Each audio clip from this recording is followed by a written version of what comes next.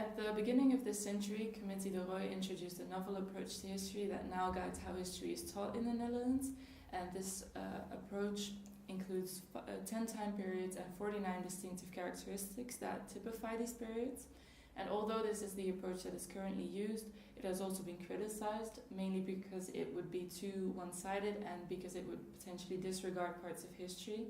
And particularly at risk at being disregarded would be certain violent or shameful parts of our past, which could be the colonial past, for example. So although the colonial past was incorporated into the 49 distinctive characteristics of this approach, we must critically examine how it was included. So therefore this study seeks to examine the question, how how is the Dutch colonial past represented in Dutch history textbooks for secondary education. So this study is important because what students learn about their past really impacts their interpretation of themselves, other people, and their belonging. And to ensure that everybody feels belonged, so even descendants of the colonized as well as native Dutch students, we must ensure that textbooks' narratives are inclusive. And previous studies have suggested that this is not really the case, that textbooks leave room for improvement in how they represent history as well as the non-Dutch actors therein. So therefore this study seeks to examine whether the textbooks that are now used in years 4 to 6 of the Dutch history secondary education they represent the Dutch colonial past in an inclusive way and therefore really represent good practices of historical narration, or whether divisive or potentially colonized content is present in these books. So what I did is I looked at 4 textbooks that are now used in years 4 to 6 at the Dutch VWO level, which is the highest level of education. And I collected these books in the Dutch Royal Library, where I first looked at the content and really gathered all the content that was relevant to my topic. And then I scanned these pages for later analysis. And the analysis that I performed was a thematic analysis, where I looked at the patterns that emerged from the data and analyzed their meaning. And I first marked the existing content that was related to 4 dimensions. So the dimensions that I looked at really also surfaced inductively, and they consisted of the colonizer, the colonized experiences, and the colonizer's actions. And after marking all the content that was relevant to these 4 dimensions, I collected them in a document and then looked at the patterns that emerged from this. Then I also looked at patterns in terms of the emissions, because divisive content can also imply content that is not there. Then after collecting both patterns, or both sets of patterns, I looked at what these patterns meant. So I really asked myself, what do these patterns mean? And I came up with 3 overarching themes and a number of sub-themes. So the first theme that I identified was taking responsibility. And there are 3 ways in which textbooks do this. So the first way is explicitly representing the Dutch, or the colonizer as Dutch. In this way, textbooks really openly acknowledge the past, the colonial past, as being Dutch, and the Dutch role as a colonial actor.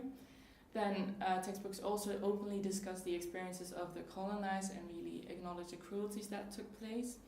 And textbooks also, finally, they teach students to think critically, so they really teach students to reflect on the use of certain words, such as the word slave, or they provide past and present critiques so that students really don't get this colonized mindset that was present in the past, and that they make sure that this doesn't really continue into the present. So the second theme that I found was shifting the burden, and there are 2 ways in which textbooks do this. So the first way was Europeanizing, or generalizing to a European level, which means that the Dutch role can remain concealed behind European generalizations about the colonial past. Then the second way in which textbooks kind of shift the burden is by relativizing the actions of the Dutch, which they do by representing certain historical facts in a specific way, such as the percentage of people that the Dutch transported to America. They kind of risk relativizing and marginalizing the role of the Dutch by doing this. And this creates a certain biased image of the past. So the third theme that I identified was excluding the colonized, and there are a number of ways in which textbooks do this. So they may exclude the agency of the colonized, the voice of the colonized, their identities and cultures, as well as parts of their history, like former colonies' road to independence. And by excluding this kind of information or omitting it, they may kind of negatively impact the belonging of certain group of students that is part of the student body in the Netherlands, such as the descendants of the colonized, and this could be a problem that should be tackled in the future.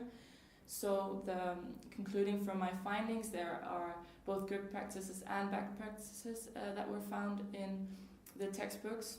And in terms of bad practices, this study confirms both past findings and critiques, but it also adds novel insights by looking at the details and showing that potentially neutral content may potentially be divisive or colonized. So although there are good practices present in these books, there are possible ways to move forward, of which a first one would be to improve the fit with the student body, including descendants of the colonized. And this can mean introducing hybridity into textbooks, which means providing alternative perspectives and histories. And really by future research, investigating how to fill in the gaps, for example, by comparing textbooks that are used in formerly colonized countries as well as books that are used here. We could find out in what way we should progress or whether revision would be needed and how to fill in the existing gaps. Another implication of this study would be that analyzing and potentially changing the details matters. So to really find out how or whether we should change the details, we should experimentally test what the impact of certain words is on students' mindsets, or we can interview descendants of the colonized to find out what kind of impact the use of certain words has on them. And by doing this, we could figure out what the possible or the correct way forward would be and whether revision in this department would be needed. Then finally, to improve on some of my study's limitations, multiple researchers should be involved in the analysis because I was the only one looking at the content, and this may have created a sense of bias. And then future research should look into different levels of schooling as well as different parts of the textbook, such as the exercises that are present within them. And different countries should look into textbooks to really be able to create this international move towards decolonized and non-divisive historical narration in textbooks.